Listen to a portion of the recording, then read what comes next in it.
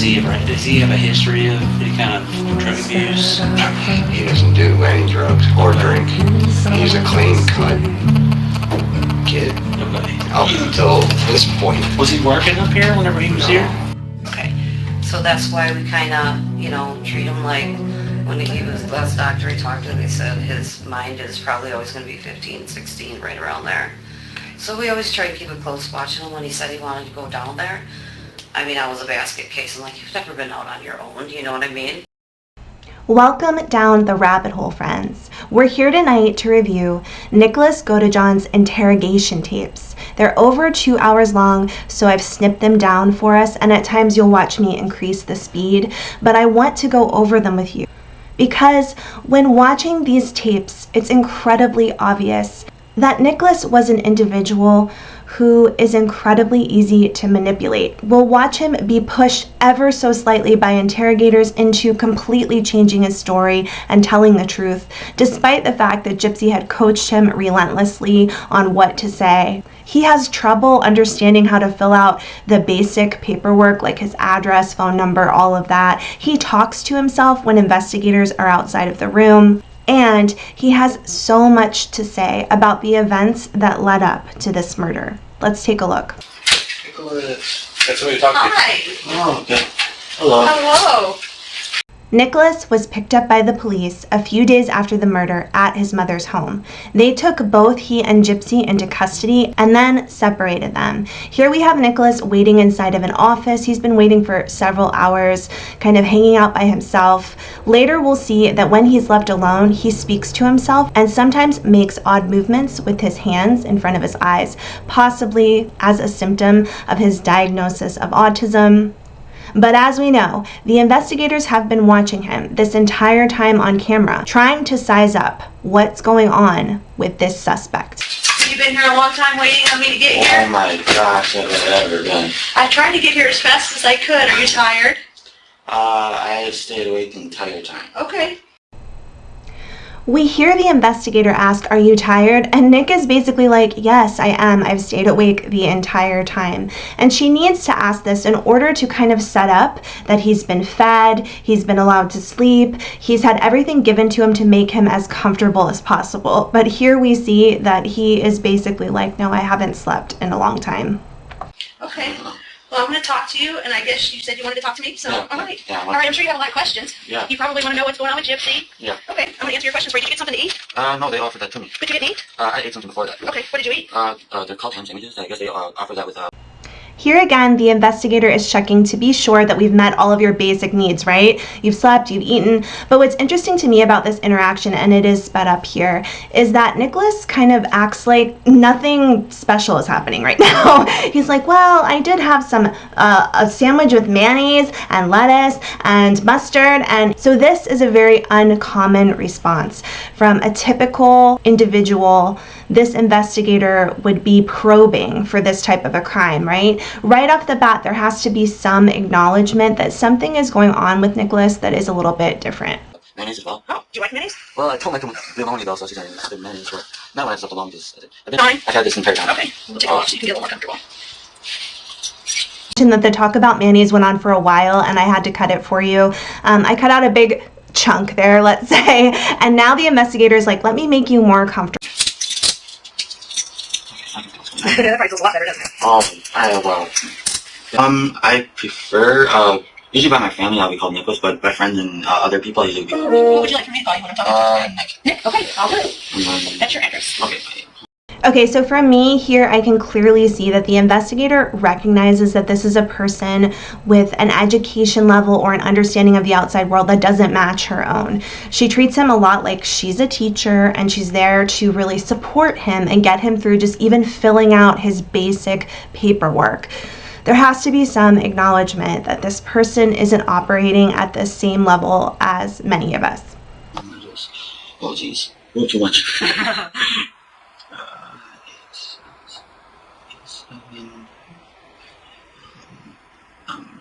I'm trying to think of, I include my, Big Ben and all the rest of... Is it just Big Ben? Is it? You just put Big Ben there. Okay. I could probably figure that out. Yeah.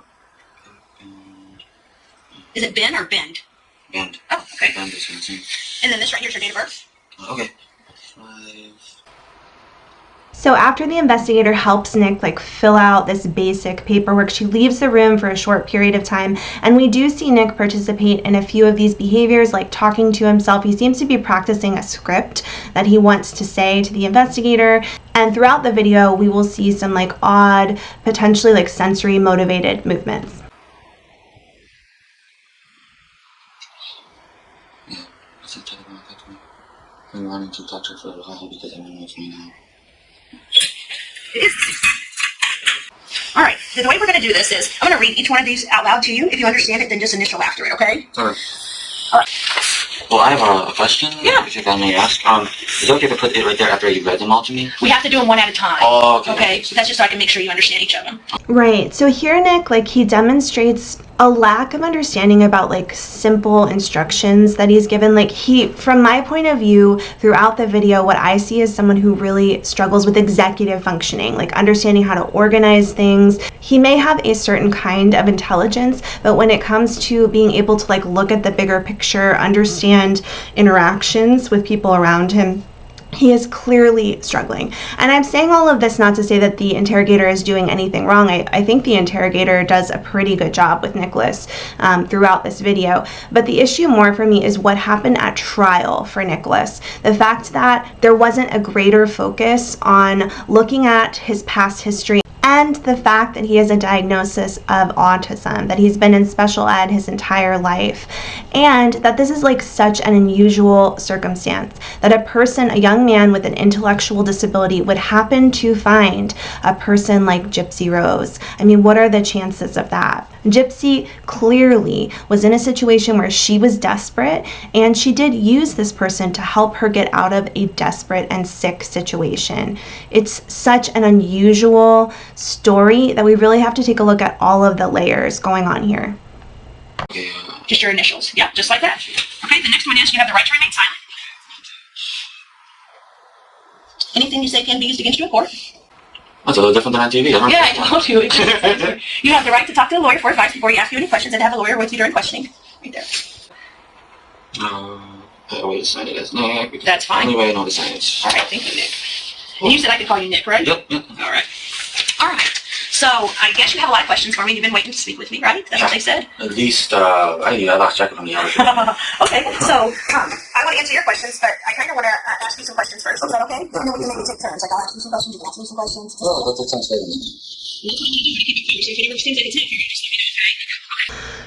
Nick has no idea of the gravity of what's going on here, let's be honest. The investigator says, like, is it okay if maybe I ask you some questions and you ask me some questions? And he's like, yeah, that sounds fair. It definitely seems like someone who's sort of like in a teacher-student relationship. She's been supporting him and helping him all throughout filling out this paperwork. So he's just oblivious to what's about to happen here. As you can imagine, we've talked to Gypsy a lot tonight. Because it's been quite a wait. Yeah. So we've talked to her, and she told us a whole bunch of stuff that's happened to you guys. And so I kind of just want to talk to you and. So my understanding of the situation is that Nick is actually the one who told the truth first. I'm sure they were both being interrogated, and we will take a look at Gypsy's interrogation later, and we'll see that she comes up with a very elaborate story in the beginning and acts completely shocked when she hears that her mother has been murdered. But from my understanding, based upon the research I've done, Nick was the first one to fully crack and give all of the information about what happened with Dee Dee. But of course, the investigator isn't going to let him know that. She's doing her best to pressure him by saying, like, we've already spoken to Gypsy, and later we'll hear her say that Gypsy already told us everything that happened. Start from the beginning, maybe, like how you guys met, or whatever, you know, can we start from where you guys met? Would that make you feel comfortable? I'm fine with that. Okay, where did you guys meet? It was a site called ChristianForDatingFree.com. Okay. Is that like a dating site? Yeah, it's for Christians, but it's meant to be free. Okay, so you don't have to pay any money for it. It's just a place you can go to meet people? Yep. Okay. And have you met a lot of people on there? I met a couple others before I met her. Okay. Yeah. And do you guys have like names, or how do you know who you're talking to? She, when I talked to her, It was where it actually had her name as I was reading it. So What is her name? her name is Gypsy Rose. Gypsy Rose? Yeah. Okay. And then what was your name whenever she was talking to you? Nicholas Godejohn. I'm honest about it when I was online, so. Okay. Yeah. Once again, we see that it takes an awful long time for Nick to answer like a simple question. All he has to say is like, we used our real names as our usernames on this site, but he has no ability to do that. Again, we're just seeing where he is mentally, and it's not at the level that most of us operate on. So you had your name and then she had her name. Yep. And then you guys met on there. And then so once you met on there, what happened? We got closer on there and we connected more and more. Okay. And then we got comfortable to where we about like I don't know how to because me and her, because I don't know how much she told you. I hope she told you everything that I do know also. Okay. Okay, so later on in the cycle, that is the Gypsy Rose case, we will find out that Gypsy took some time to really try to coach Nicholas on what they should say, how they should get their stories to align and be accurate. And here we see that Nicholas is really struggling. One, to remember, and two, to communicate it to the investigator. You can just, it's almost like painful to... You can see the wheels in his head like trying to grind forward. It's as though he really struggles with telling this lie. You know, he's going to be a lot faster when he tells us the truth about what's going on, but he's just not in a place where he can like actively interact with someone and manipulate them at the same time. Apparently, from what she told me, her mom kicked her out of her house. Okay. So she texted me to pick her up. Okay. And what happened was I got on a bus about a day later, about in the afternoon of that day. Okay. And then I got back to... So this story that Nick and Gypsy told Nick's parents when they arrived at Nick's mom's home after the murders, because that's where they fled to, is that Gypsy had like some sort of an altercation fight with her mom and got kicked out of the house. And she was actually staying in a homeless shelter where she lived. And that's why Nick had to take a bus to go and get her and bring her back home where she could finally be safe with him. And my understanding is the mother and stepdad kind of responded to that. Like, oh, this poor girl, let's take her in. She probably has some intellectual disabilities, much like Nick, because of the way that she was acting and presenting herself at that point in time. So this story that he's repeating here is one that he and Gypsy have practiced and that they told Nick's parents as well. What was it? I believe it was Springfield. That's where it's Okay. Yeah, that's where it is. Because I'm all loopy from being so away Okay. so long. Luggage with you or anything? Yes. Okay. What kind of luggage do you have? I had my clothing. Okay. Since I wasn't sure how long I was going to be there. 'Cause Okay. I was worried sick about her when I got there to where Okay. I wanted to find her as soon as possible. Okay. Because I knew she was wandering the streets. Okay. So I brought like 3 days worth of clothing because I was going to do all I could to find her at Okay. that point. And then What were you carrying your clothing in? it was a duffel bag. Oh, okay. What color?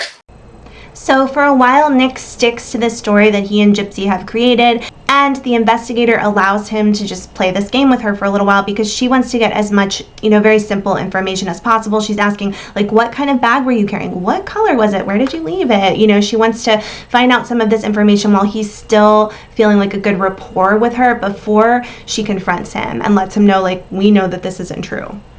It was red and black. Okay. Was it like a Nike or Adidas or? My dad gave me his duffel bag. It's a marble.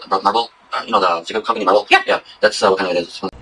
Okay, I know I sped this up, but I have to break in here and let you know, just point out to you, like, Nicholas has no idea what's going on. He's just going on and talking, and this can also be a part of his autism, but he's giving the simplest, like, details about his dad once gave him this bag, like, 3 years ago, when it was, like, a special gift to him, and it looks like this, and it looks like that, and he's just kind of rambling on and on about small details, when clearly none of this is going to service his own desire to get out of this situation, and he doesn't do it in such a way as like he appears nervous or even like upset. This is just a part of how he talks and interacts with people, in my opinion. Those kind of duffel bags. Okay. And so you did the sprinkles. You're excited. You want to see her. So what do you do? I texted her, and then she, there's obviously a lot of, like, free public Wi-Fi spots around there, so. Okay. I don't know where she texted me from, but she was able to find somewhere to text me from. Okay. And after that, Okay, so I'm going to stop this part and cut out a really big chunk here because we've gotten an idea of what Nicholas is going to lie to the investigator about. He's saying, like, I went all the way to where Gypsy lives. I took a bus out there. I couldn't find her. I knew she was in a homeless shelter. She had nowhere to go. We texted each other back and forth. I couldn't find her, and I really wanted to save her. And then I found her. We got back on the bus, and I took her home where I knew she would be safe. Okay, that's the lie that they tried to tell at the beginning of these interrogations, right? But then comes the time when the investigator has to break in and let him know, like, this isn't going to fly with us. We already are aware that the two of you participated in the murder of Dee Dee Blanchard. Okay, so then what do you call mom and say, hey, we're here, come pick us up? Yep. And so is that the first time that your mom ever met your girlfriend? Yeah. Okay, Yeah. I guess she's your girlfriend. She's yeah, she is. Yeah, she is. And you love her? Oh, do I ever? You love her a lot? I was bummed. I got waiting for this moment where I can talk to you. Okay. Because I was so worried about her. Yeah. I think she loves you too. So Nicholas goes on to make statements like this throughout the interrogation. He proposes over and over again that the only reason why he even participated in any of this is because he loves Gypsy so much and he wanted to save her, and it was important to him that he be there for her, and that everything he did was for her because he is in love with her. She's the only one that matters to him. So this is going to be like an ongoing part of his narrative, why he says he even participated in any of this to begin with. You know, we spoke to her and for a long time. And I'm kind of thinking maybe she loves you a little more than you love her, because you're sitting here telling me things that I know aren't true. And then she's sitting here telling me things that are true.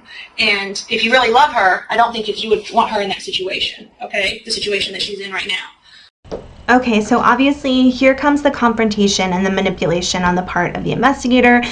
We know to expect this. I mean, I think a typical person who has normal abilities to interact with others would understand that this is usually understands that this is part of an attempt to manipulate us and get us to confess to whatever crime they think we may have committed. Now, for Nicholas here, as we watch, we'll see that he doesn't seem to really get any of that. And so we're going to go down two paths here, okay? And that is just you're going to have to be honest with me. Because if you love her, if you love Gypsy, then you're not going to let Gypsy get in trouble without you being there to help her, okay? I understand. And so what you need to know is that Gypsy told us everything. Okay. We didn't talk to Gypsy all this time and not get everything. Okay. That's what we do. Yeah. And so, Nick, I want you to do the honorable thing, okay? For Gypsy and for your family, okay? Because we know what happened. And I want to give you the opportunity to start over and to tell the truth, okay? And the truth is not what you've told me. How much have I told you to believe is the truth? I believe the part that you got on a bus and went to Springfield. Okay. I believe that's true. That you ordered food to eat. I believe that's true. Okay. Probably you don't know what to say because you don't know what Gypsy said. I understand that. Mm-hmm. But I'll tell you right now, Gypsy did tell me everything. She told us everything. She told us about you coming there. She told us what happened to Mom. She told us about your guys' relationship. She told us about the cleanup. She told us about all of that. Okay? So, Nick's response to all of that is, oh, okay. It's so hard. I mean, it's really difficult to watch this because now the interrogator is doing what she needs to do to get to the truth of what happened here. And of course, I'm glad as a normal citizen that they figured out what happened to Dee Dee Blanchard, and they knew that these two had participated in a horrible crime. And yes, there had to be some kind of like consequence and therapy and just remediation of everything that happened. And that ended up being some kind of a prison sentence for them. I do question, if the type of environment Nicholas Godejohn got sent to was really what was right for him for the rest of his life. I find it difficult to take someone who clearly has an intellectual impairment and an ability to communicate and understand what's going on around him and put him into a prison system where he's not going to get any more support or help to really develop skills to understand more about the world around him. Maybe if you gave him some of that help and then put him into the prison system. But we all know that they don't have the resources to do stuff like that. So it's very difficult to not feel badly for Nicholas on some level. But But when it comes to the investigator, she's doing what she needs to do. We can see, however, that it's extremely easy to manipulate Nicholas Godejohn. Want to do the right thing by Gypsy if you love her? Well, the truth is I worship her, so I know there's no way I wouldn't do it. I know. I don't think for her. I know you do. I believe you do. But this is the point where you're going to prove whether you do or not, okay? When me and you talk. Okay. Okay? Because it's not fair. It's not fair to Gypsy for her to be honest and you to lie, okay? So what I want to know is can you tell me this first? Okay. Did Gypsy know that you were going to kill her mother? Honestly, she asked me to. Okay. So Gypsy knew you were going to do it because Gypsy asked you to. Yes. Why did she ask you to do that? Because she felt it was her only way to be with me. Okay. She felt like if you killed the mom, then that's the only way she could be with you. Yeah. Do you know the mom's name? I don't know her real name. All I know is that she goes by Dee Dee. Dee Dee. Okay. So, has Gypsy asked you to kill anyone else? No. When watching the interrogation, it strikes me that I really do believe Nicholas, like what he's saying here. He does not seem like someone who's able to accurately, once again, like lie to us, be able to portray something in any kind of a way that, benefits him. Like, I just don't even get the feeling that he would be able to kind of like change things around a little bit, make it, sound different so that it most benefits his side of the story. Now, I do think that his perception of the world around him is off. It's different from the rest of us. So the narrative that he's telling us is born out of that altered perception. So certainly we have to take that into account when we're listening to him. Okay, she just wants you to kill her mom. Yes. Okay. And how did Gypsy ask you to do that? Did she ask you to do that in a text message, on a Facebook, or in person, or something different? Well, it was more than once. I mean, you had Facebook. We talk about it on there. We talk about it even on Texas. Okay. And what kind of things would Gypsy tell you that she wanted you to do? She wanted. The thing is that I know she knows her mom a lot. I know she does. Yeah. I had to. Well, I was up here with her, and she felt guilty about the whole situation. I had to make sure she was safe. And meaning, like, I had to make sure she felt like she could be comforted by it. By you. Okay. Yes. Okay. Because, and then the truth is, okay, I'll admit it. I did actually stab her. I will admit it. Okay. The only reason I did it is because I did it for me and her. That's the real reason I did it. I would have never did it if it was not for me and her. Okay. So you wouldn't have done it if somebody else would have asked? No. Okay. There's no way I would have did it for anyone else. Okay, so you just I did. truly do worship her to the point there's nothing I want to do for her. Okay. Okay. Well, I think you've proved that, right? Yes. I think that you proved that. Okay, so a lot of people are saying that if Nicholas hadn't gotten involved with Gypsy and done this type of a criminal act for her, that he would have just done it in a different way, potentially for someone else or for himself, that he had a long history of being inappropriate and talking about things like murder. All right, and it's here where I will give you a trigger warning. Okay, I'm not going to play the parts of this interrogation that are the hardest to hear about what happened in the bedroom with Dee Dee that night, but I do want you to be aware that we're talking about a pretty brutal murder. In regards to whether or not Nicholas would have done these kinds of acts regardless of Gypsy, I mean, that is a whole other argument, a whole other rabbit hole to go down that I hope to go down with you in a later video. But for now, I do want to say that here we have Nicholas like coming out and stating like, this is the only person I would have done this for. He's actually going to go on to say things like, I told her we should just run away, but she said that that wouldn't work because of what had happened before. If you're not aware, Gypsy did try to run away from her mother before to be with another boy, and her mother came and got her and brought her back home, and she was an adult at that point in time, or I think she might have been around 17, so maybe she was 1 year too early to escape. But from Gypsy's point of view, it's like running away doesn't work. I'm never going to get out of this situation, and she made Nick fully believe that. And Nick is stating here, I never would have done it if it wasn't for this insane situation. You do what she asked you to do, if that's the case, if she did ask you. Yeah, she did ask me. Okay, and she asked you more than once? Did she ask you why you were here? She asked me more than once because what happened was, at first she wanted, because the thing was is that she wanted to do it herself, but she was too, not cautious, it's, I guess skittish is the word I'm looking for. Okay. She didn't want to actually do it. Okay. Because she couldn't live with herself doing it. Okay. And, as for, me, I honestly, to this day, I still feel guilty about it. Okay. I do. Right. Because I learned so much about her mom after she told me and more about it after actually being able to live with her for a little while. Right. And I actually realized how good of a mom she was. Okay, so it kind of makes you feel a little guilty. No. I feel a lot more guilt than that. Okay.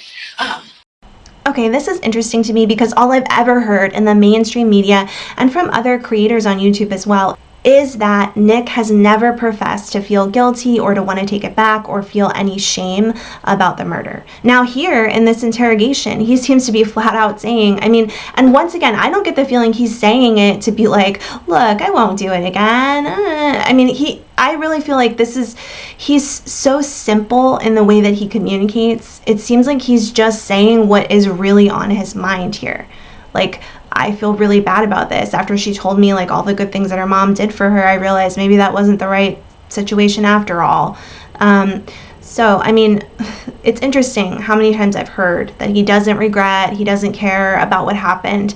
And we need to go further down that rabbit hole to look at what he's saying now, today. But back then, he was saying like right away, right after it happened, I realized that I felt a lot of guilt about it. Oh, so Gypsy's telling you about her mom. Yeah. And then. Yeah, how she is and her accomplishments and all, yeah. Okay. So when you came here to Springfield, that was your purpose to come here so that way you could do that for Gypsy?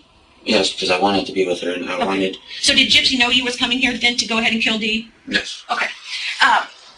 So why did you guys decide that you would stab her instead of shooting her with a gun or poisoning her or beating her with a bat? Like, why did you guys decide stabbing would be what you did to kill her? Honestly, the thing is we really wouldn't have known how to poison her. Honestly, we wouldn't have known how to. Okay. She looked up multiple times of how to do it because she wanted to find the quickest way to do it. Okay, so like she looked up on the internet, yes. like how to kill her mom? Yes. Okay, and so she was looking for the easiest way to do it? Yes, this way she would be in less pain. She wanted her mom's death to be quick. Okay, so you wouldn't have known how to do the poisoning? Again, wow, the simplicity in the way this crime was planned and carried out and handled, and the simplicity in which Nicholas communicates like what he was thinking and feeling and why they did what they did. It's pretty astounding. It really sounds to me like two people who were desperate, who were not of sound mind. Both of them have mental health issues in one shape or another. And we also hear, it's interesting to hear, I've never heard this before, that Gypsy was looking online for the fastest, easiest, least painful way for her mother's life to be ended. And then the fact that they chose stabbing. It does make you question, did Gypsy just tell Nick that was the fastest, least painful way? Because it doesn't seem like that would be. I do know that one of the reasons why they chose it is because they were concerned about noise. They knew that they couldn't use a gun or something like that because they didn't want the noise to upset the neighbors. But here we have Nick flat out saying part of why we chose this avenue for ending Dee Dee's life is because we didn't understand how to do other things, like potentially poison her. And we didn't want to do something that would be incredibly painful for her. And so, again, why did we choose the knife? The reason why we chose the knife is because I guess she thought that it'd be quicker if she bled out quickly. Okay. Now, did she tell you that, or is that something you think she thought? Most likely that's what I would think she would think. Okay, but she didn't tell you to stab her because she'd bleed out quickly? No. Okay. That's what I figured she would think because it makes sense. More holes, faster they go away, and the faster they are at peace. Okay. So the more holes you put into the body? Yeah. Is that what I'm understanding? Okay. Yeah. Okay. So that's why you chose to stab her? Yeah. Okay. And so how did you get the knife? Where'd the knife come from? Did you bring it with you from here? No. Okay. Did you buy it somewhere? She bought it for me. Who bought it for you? Gypsy. Where'd she buy it from? Online. She bought it online? Oh, wait, no, it was not online. I gotta get that straight. It's not. Yeah, don't lie. You don't want to get Gypsy in trouble for something because you're going to lie about it. I know, okay. I know. She somehow found a way to get one at Walmart. I don't know how she did, but she did. Yet another important part of the equation is that Nick did not show up with a murder weapon on Gypsy's doorstep. Gypsy was the one who provided the weapon to him. She actually came to the door, opened it slightly, gave it to him, gave him gloves to wear, and we will hear more about this as the interrogation goes on. But it kind of leans towards showing us that Gypsy played a very big role in what happened here, and that Nick seemed to not know how to go about even doing some of these things, how to get a knife, how to get gloves. It's like Gypsy really had to plan and prepare everything for him. Okay, we're gonna take a break here, and I will hopefully have an additional video uploaded either later tonight or tomorrow. But for me, because I live out in the middle of nowhere, I can only upload like maybe 30 minutes at a time. So that's the reason why I can't do the full interrogation in one video. But I hope that you'll stick with me and come back for part 3.